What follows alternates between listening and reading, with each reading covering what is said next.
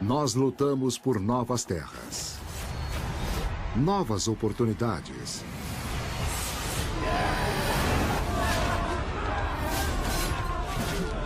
Lutamos pela riqueza e poder. Mas agora a humanidade embarca numa nova jornada.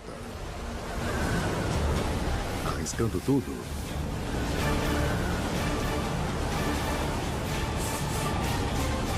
Por um novo mundo.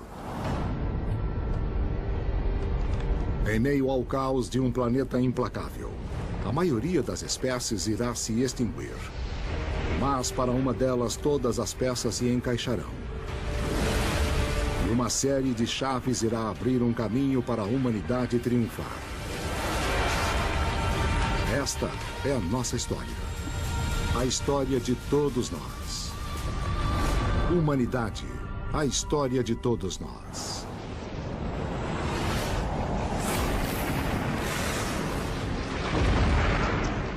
Guiados por Thor, o deus do trovão, os vikings partem para cruzar o mundo. Suas chalupas são velozes, robustas, projetadas para navegar nas águas mais traiçoeiras na Terra. A chalupa é como um veículo para qualquer tipo de água. Permite que os vikings penetrem e se aprofundem em qualquer lugar no planeta. Da Escandinávia, guerreiros avançam por toda a Europa, invadindo, colonizando, fundando novas cidades, conectando o mundo nórdico. Agora eles se dirigem para o oeste, atravessando o Oceano Atlântico. A humanidade numa nova jornada. Eles irão conectar um planeta dividido. Os primeiros europeus conhecidos a desembarcarem nas Américas. Thorvald Eriksson. Explorador lendário. Um herói cuja bravura é lembrada em lendas vikings. Eles trouxeram o barco até onde pudessem ancorá-lo, e Thorvald andou com a sua tripulação até a praia. Este é um belo lugar, ele disse. Vou gostar de torná-lo meu lar.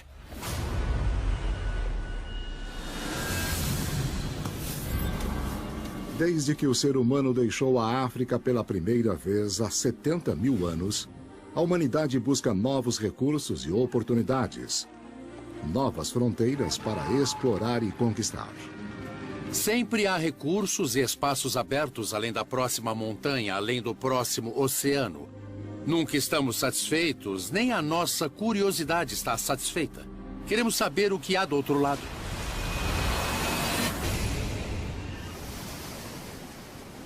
Mas esta terra pertence ao povo Innu.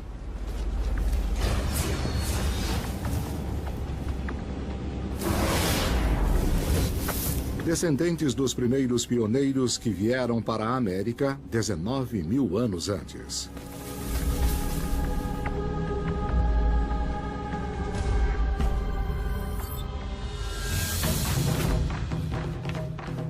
$90 milhões de nativos americanos, um terço da população do planeta, isolados do resto do mundo.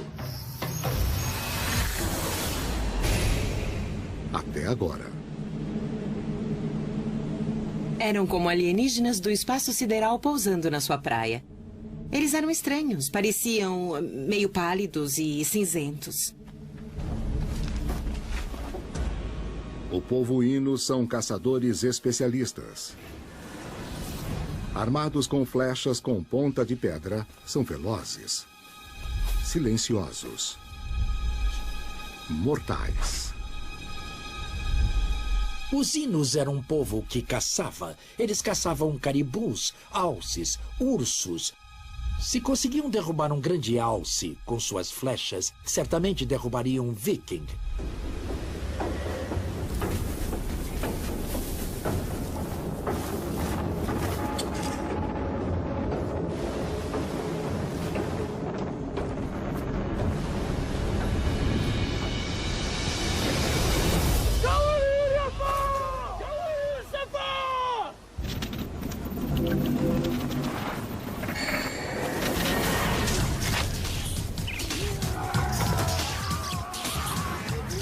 arma preferida do viking, o machado largo de ferro. Projetado para abrir um crânio com um único golpe. Os vikings permanecem no imaginário popular, quase como um sinônimo de povo de selvagens e de guerreiros. A verdade é que eram um pouco das duas coisas.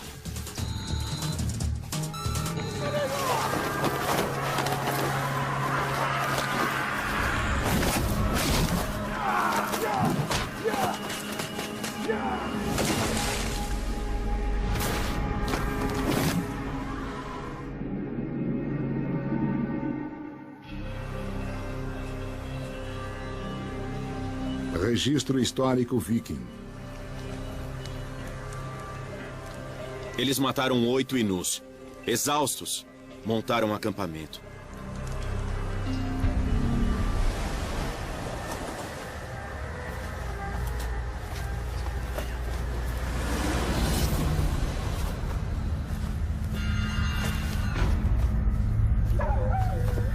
De repente, eles foram surpreendidos por um grito.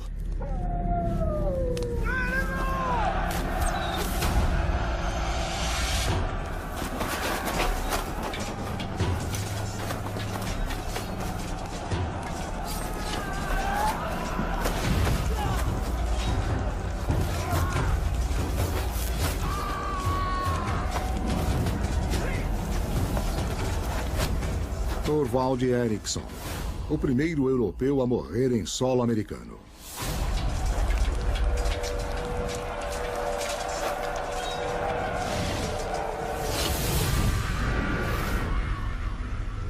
Passarão 500 anos, antes que outro europeu pise no Novo Mundo.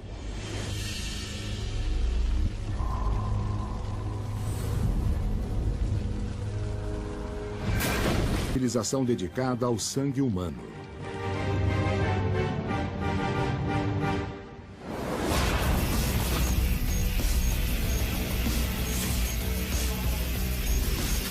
A 160 quilômetros da cidade,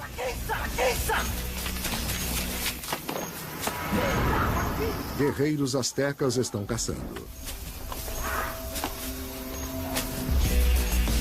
Sua presa não é animal, mas humana.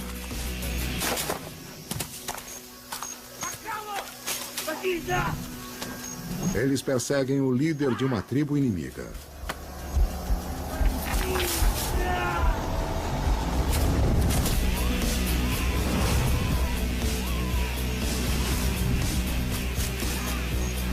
Mas o objetivo não é matar. Eles precisam levá-lo vivo.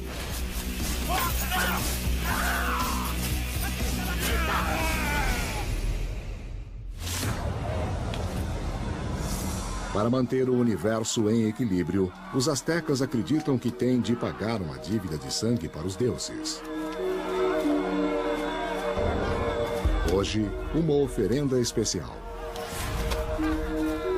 Tlahuicoli, guerreiro hábil, inimigo implacável, o maior prêmio dos astecas, lutando por sua vida. Os astecas são um povo extremamente organizado, extremamente preparado para a guerra.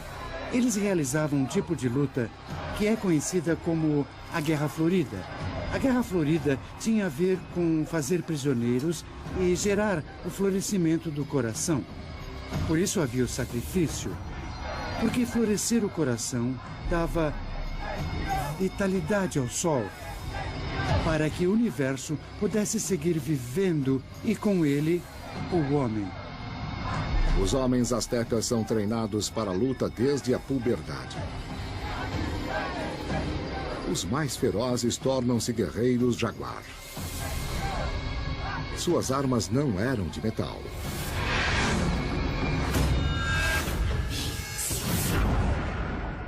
Mas de obsidiana, um vidro vulcânico tão afiado que alguns cirurgiões de hoje o usam em vez de aço.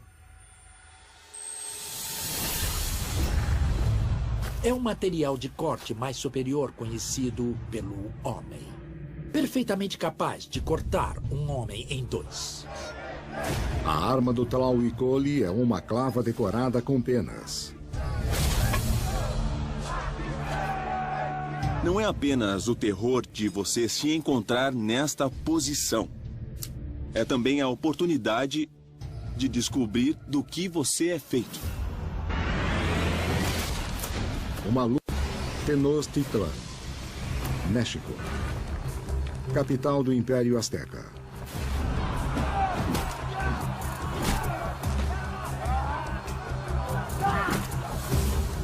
Um guerreiro prisioneiro luta por sua vida.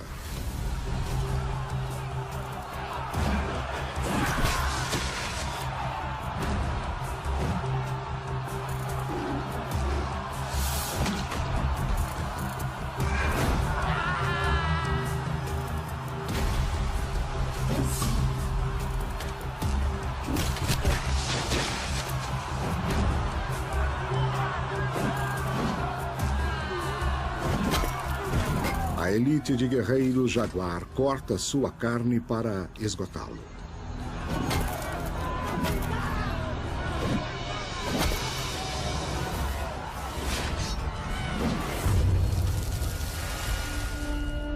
Os astecas criaram uma das mais sofisticadas civilizações no planeta. Uma grande cidade com leis contra embriaguez, roubo e adultério. Educação compulsória, 3 séculos e meio antes dos Estados Unidos. Uma cidade de filósofos, poetas, matemáticos. Era uma cultura extremamente complexa. Não era apenas uma cultura de guerreiros. Havia sacerdotes, artesãos, artistas excelentes, construtores, arquitetos.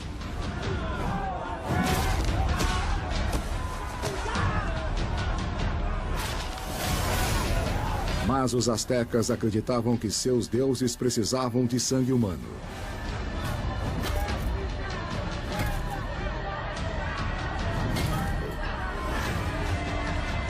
Oito homens caíram e Tlahuicoli ainda está de pé.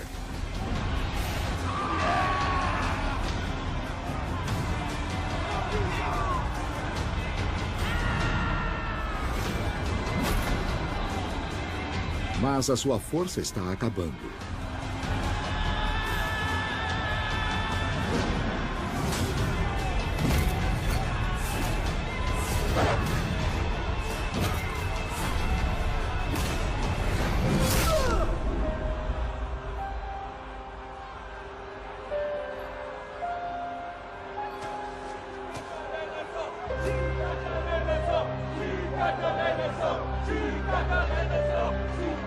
O guerreiro que o derruba irá vestir a sua pele esfolada por 20 dias. Sua família comerá a carne dele, o que lhe dará o status de deuses.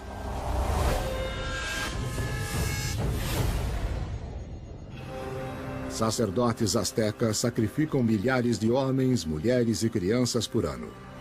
Até 20 mil em uma de suas cerimônias mais importantes, em um dos maiores atos de sacrifício humano na história. Os astecas eram muito filosóficos sobre a morte. A morte é o que dá sentido à vida.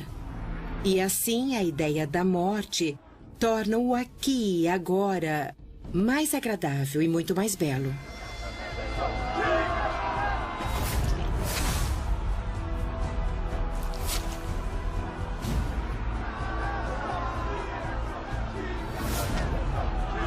O coração pulsante de Tlahuicoli é oferecido ao deus do sol e da guerra, Huitzilopochtli, guardião do universo.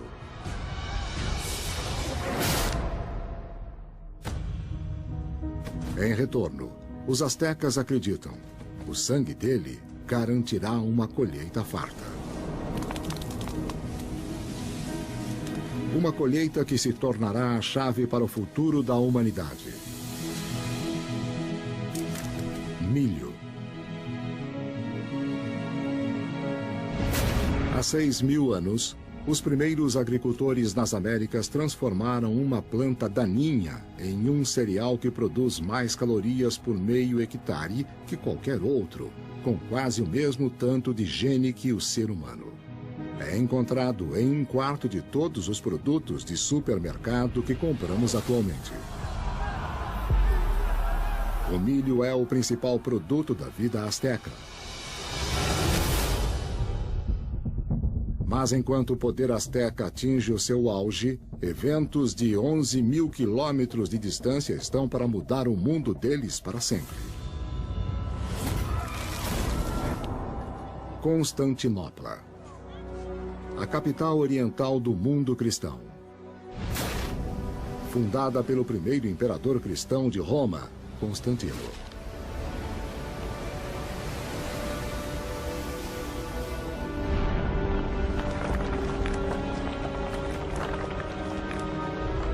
No coração da cidade, um ícone da fé cristã. Hagia Sophia, a maior catedral de sua época.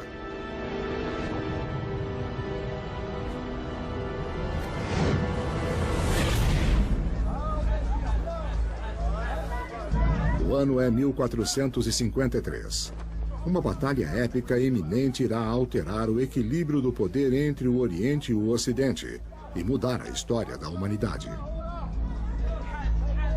Constantinopla vai mudar todo o quadro do mundo que temos com a descoberta de novos continentes.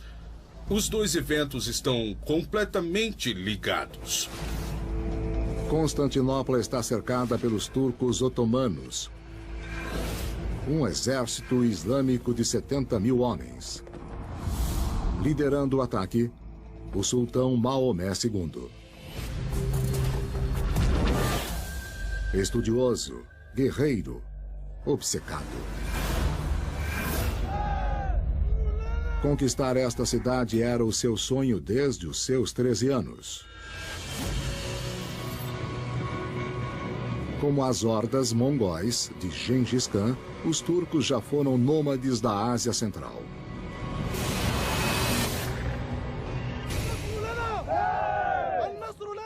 Se Maomé tomar Constantinopla, ele irá controlar as principais rotas de comércio entre o Oriente e o Ocidente, e as cidades com grande comércio de especiarias.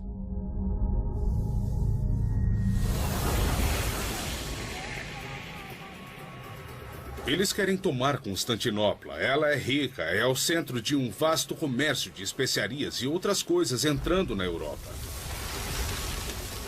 Um grão seco totaliza 2/3 do comércio de especiarias para a Europa.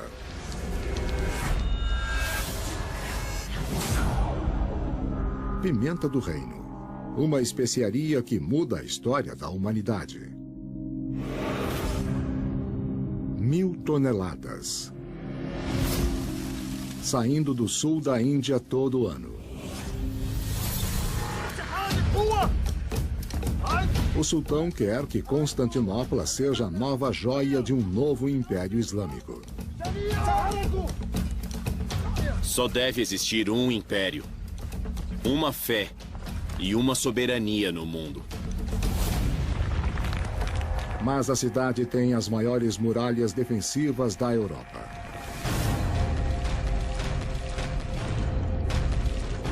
6,5 quilômetros de comprimento. Mais de 30 metros de altura. O maior desafio de Maomé era derrubar os muros de Constantinopla. Ninguém nunca havia derrotado os muros de Constantinopla. Agora, um novo uso devastador de armas. Bombardeamento ininterrupto de artilharia.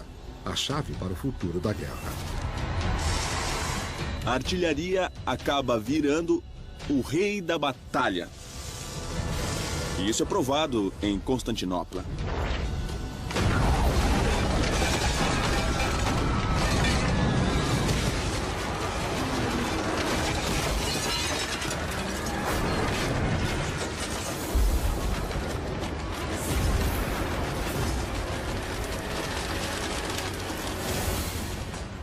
O destino de Constantinopla mudará vidas em cada canto do planeta.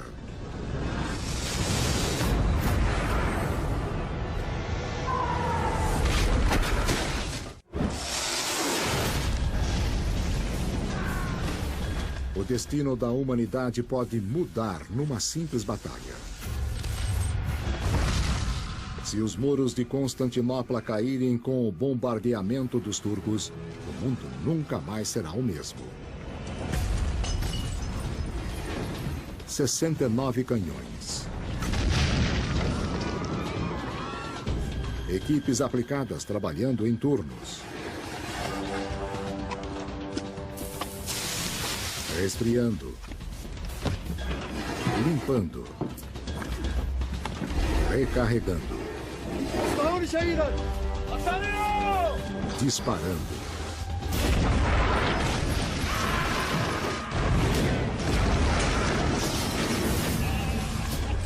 Cada canhão era carregado com 10 bolas de pedra.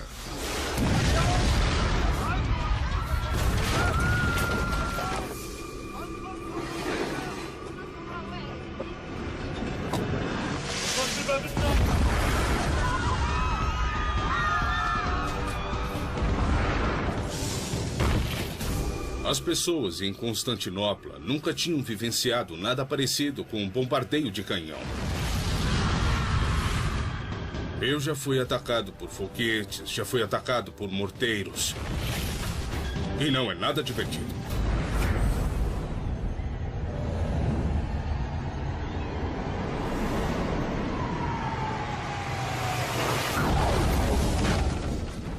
A cidade foi atacada sem parar por 53 dias. As enormes balas de canhão voavam sobre os muros e arrebentavam as casas da cidade. E quando se chocavam no chão, as pedras se despedaçavam e espalhavam uma chuva de estilhaços afiados que matavam, mutilavam e dilaceravam num raio de centenas de metros. A defesa reconstrói.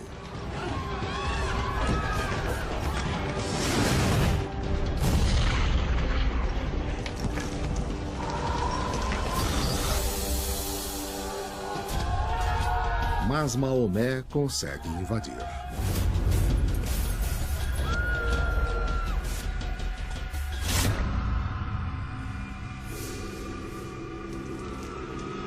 Uma nova era de guerra se inicia. Muros de pedras não nos protegem mais. Constantinopla conseguiu resistir por um século. Até o meu xará Maomé, o Conquistador, trazer suas tribos turcas e conseguir invadir Constantinopla.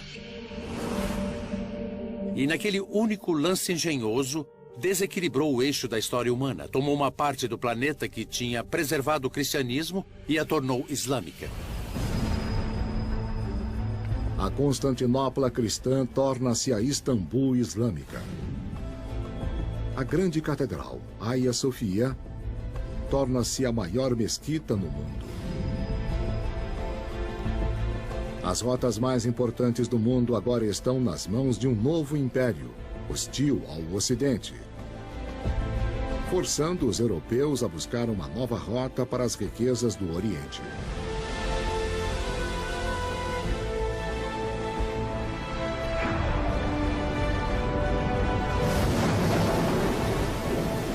Trinta anos depois da queda de Constantinopla, um navio se dirige para uma tempestade próximo à costa sul da África, numa jornada que irá abrir uma nova era de exploração.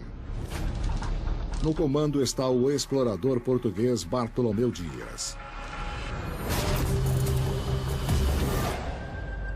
Um nobre rico, marinheiro experiente, pronto para se arriscar.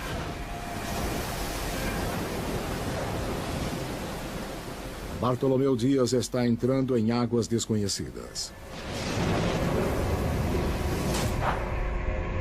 Em busca de uma nova rota para a Índia pela ponta sul da África. Estes barcos eram difíceis de navegar.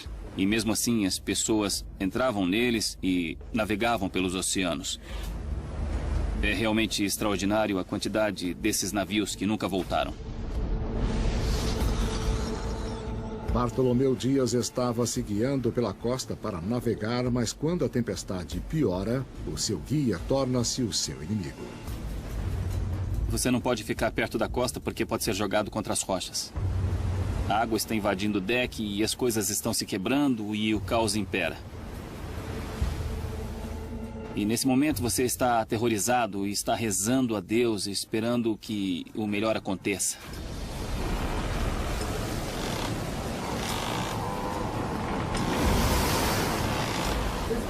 Agora, Bartolomeu Dias deve fazer uma escolha que irá determinar o futuro para todos nós. Navegar em águas desconhecidas ou arriscar morrer nas rochas.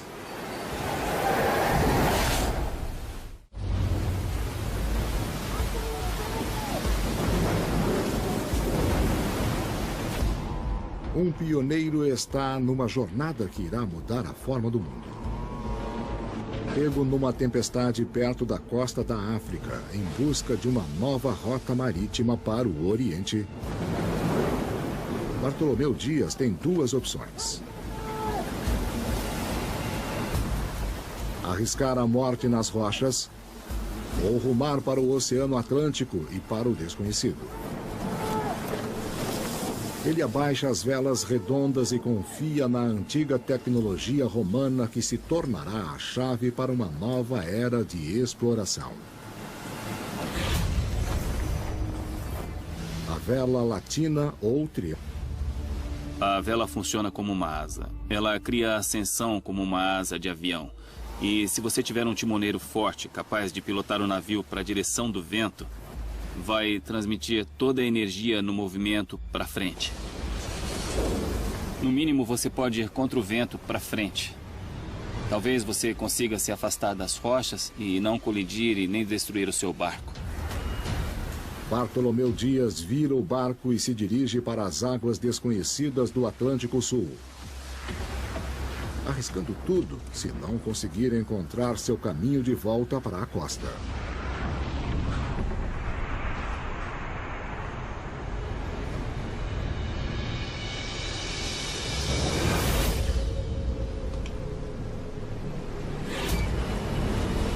Sem nenhum sinal de terra por 13 dias. E nenhuma ideia do que existe à frente. Seus mapas são inúteis. Ele está perdido no mar.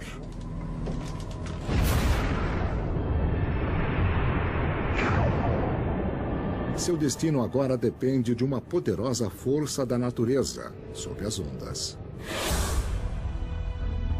É uma vasta corrente circular oceânica causada por ventos predominantes operando contra a rotação da Terra. Ela cria uma esteira de água 4.000 vezes mais poderosa do que o rio Mississippi. Se você estiver parado, tranquilo, numa corrente oceânica, a sensação é de um barco pintado num oceano pintado, nada acontecendo. Mas o que acontece é que você vai estar se movendo. Todo o mar vai estar se movendo neste arco. A descoberta das correntes oceânicas irá revolucionar a navegação marítima. Bartolomeu Dias não tem nenhuma ideia das forças que levam o seu barco. De um oceano vazio na direção da ponta sul da África.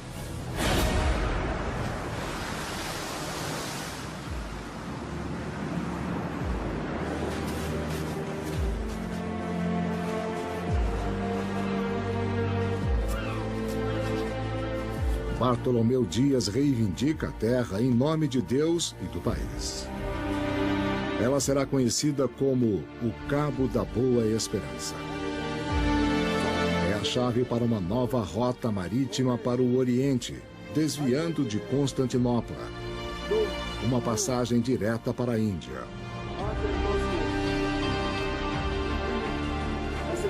Dentro de 50 anos, ela se tornará uma das mais movimentadas passagens de comércio no mundo Serão 44 mil toneladas de mercadorias passando pelo cabo todo ano, construindo novos impérios, novas conexões e um novo futuro.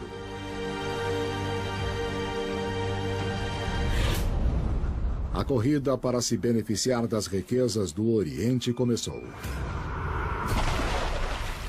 12 de outubro de 1492. Uma data que marcou a memória da humanidade. Marinheiros espanhóis descobrem terra liderados por um italiano, Cristóvão Colombo. Independente, incansável com seu próprio sonho para encontrar um atalho para o Oriente.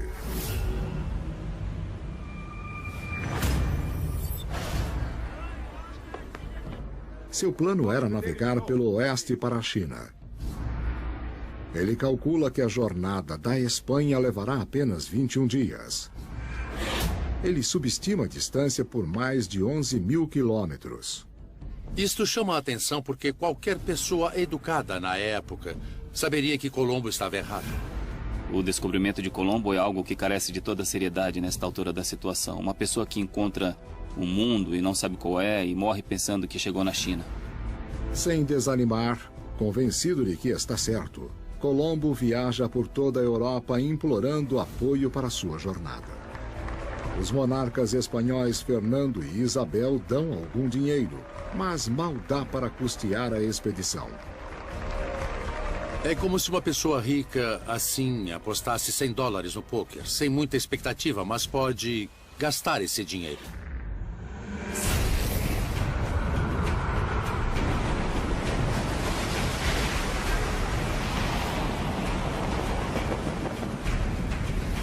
Cinco semanas no mar, próximo da inanição e milhares de quilômetros longe de seu alvo, ele alcança a Terra.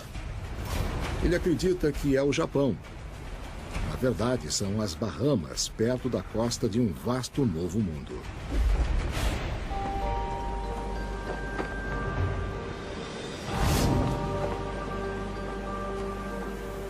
As Américas.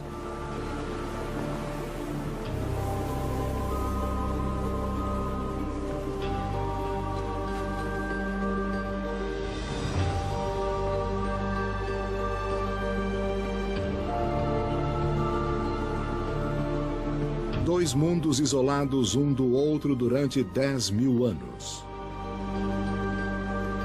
Não é só um grande evento na história, é um grande evento na história da vida. Para mim, foi um fenômeno fortuito e formidável. Para os dois continentes. Eu posso dizer que estou aqui graças a esta conquista. As Bahamas são o lar do povo taíno. Colombo vê essas pessoas pelos padrões europeus e as considera bem altas, bem saudáveis, bem bonitas e vivendo num estado de abundância. Colombo registra o primeiro encontro com elas. As pessoas ficavam nos chamando e agradecendo a Deus. Como se tivéssemos vindo do céu. Eu os presenteei com chapéus vermelhos e contas. E eles ficaram muito encantados e maravilhosamente apegados a nós.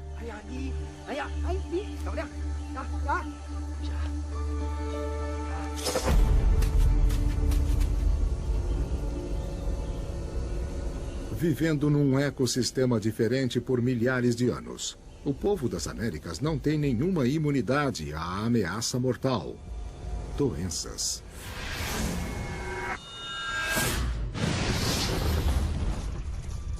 Os europeus nadavam nesta mistura de bactérias e vírus, que não existia de forma alguma por lá. É o primeiro contato com um assassino invisível que um dia mudará o destino do novo mundo.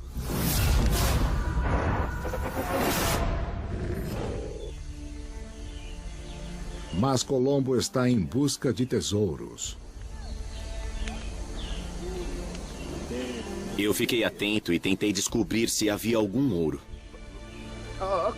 Então vi que alguns deles tinham um pequeno pedaço pendurado em seus narizes. Imaginei que se investigasse, encontraria um rei que possuísse grandes quantidades de ouro.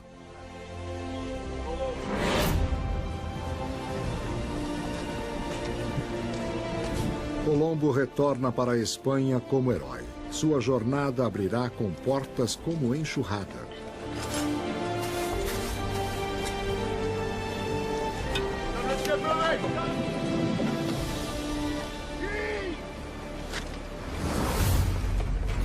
Toda a Europa quer um pedaço das Américas. Os espanhóis trouxeram o crucifixo, o piolho, a caspa, trouxeram a civilização. Trouxeram o conhecimento do que havia do outro lado de nossos oceanos. O velho mundo e o novo mundo estão numa rota de colisão.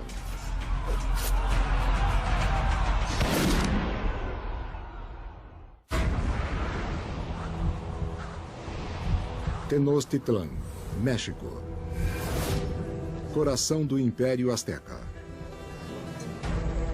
28 anos após o descobrimento de Colombo, a cobiça pelo ouro está para mudar o destino do Novo Mundo. Com a ambição de um homem, Hernán Cortés. Errante, encantador e implacável.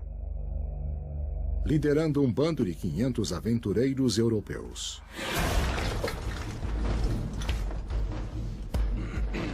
Cortés era muito manipulador e muito inteligente.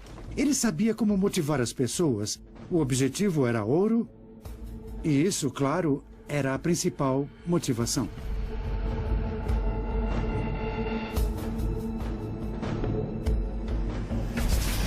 O imperador azteca Montezuma. O homem mais rico, mais poderoso nas Américas. Governante de 25 milhões de pessoas. Ele recebe Cortés e seus homens em seu palácio. Um erro que irá mudar o destino de um continente. Eles eram em menor número. Como poderiam ser uma ameaça quando você tem um exército de dezenas de milhares de vezes maior que algumas poucas centenas de almas? Temos Tenochtitlan, que era a capital dos aztecas. Quando Cortés chega, fica totalmente impressionado com o que vê. Era a maior cidade do mundo naquele momento. Calcula-se que havia cerca de 350 mil habitantes. O plano de Cortés. Sequestrar o imperador.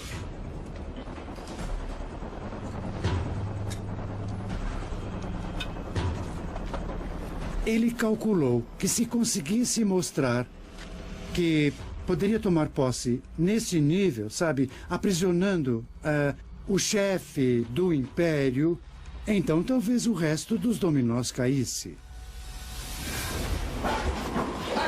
O tesouro de Montezuma estava cheio de ouro. A cobiça dos espanhóis para saquear espanta os aztecas.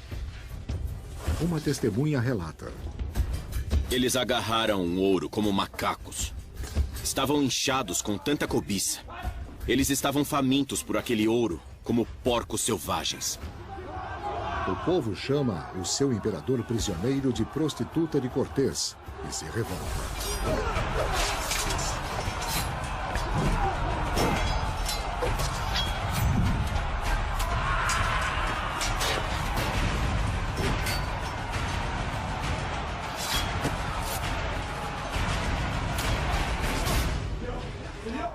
Preso dentro do palácio, Cortés é avisado por seus homens. O perigo é iminente. Vamos todos morrer se Montezuma não ordenar que as hostilidades parem.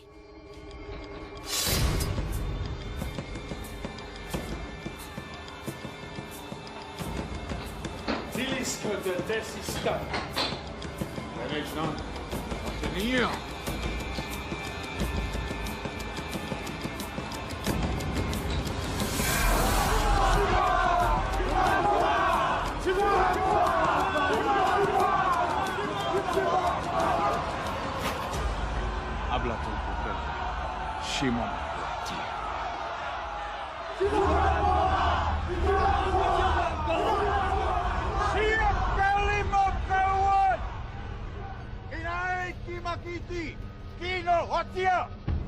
Os estranhos são meus convidados. Larguem suas armas.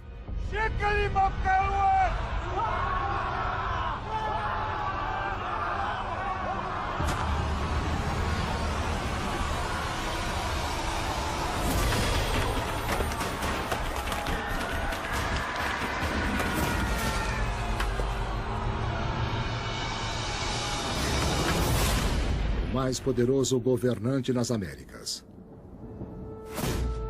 é assassinado por seu próprio povo. Houve uma oposição extremamente violenta. Um dos primeiros massacres do mundo indígena acontece entre os astecas e os espanhóis de Cortés. Inclusive a primeira batalha, o primeiro contato dos indígenas com o cavalo aconteceu contra as hostes de Cortés.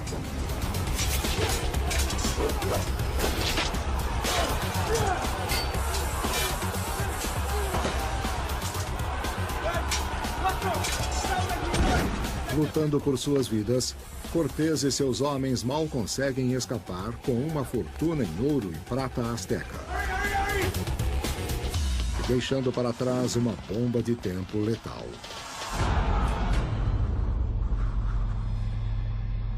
Os conquistadores entraram em guerra com os astecas. Mas suas maiores armas não eram as que tinham nas mãos. Eram os vírus em seus corpos. A varíola, desconhecida deles, foi o que levaram. 6 meses depois, metade da cidade está morta por causa da varíola. Ninguém pode negar as coisas que aconteceram com os conquistadores na América. E tampouco ninguém pode negar as coisas que aconteceram com a distribuição distinta da riqueza e com a distribuição distinta dos micróbios patogênicos.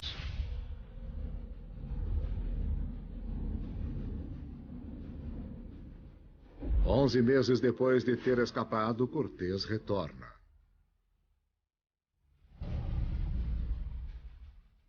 Sua vitória se completa.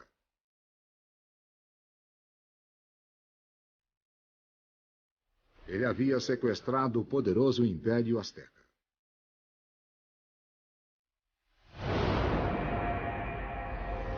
Um império de 25 milhões de pessoas derrubado por apenas 500 homens.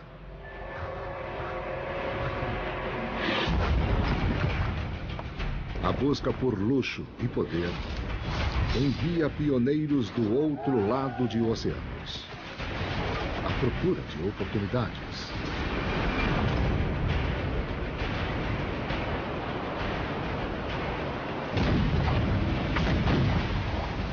Agora, um novo mundo traz novos começos. As riquezas de um continente irá inundar do outro lado do planeta, mudando as vidas de cada canto do globo.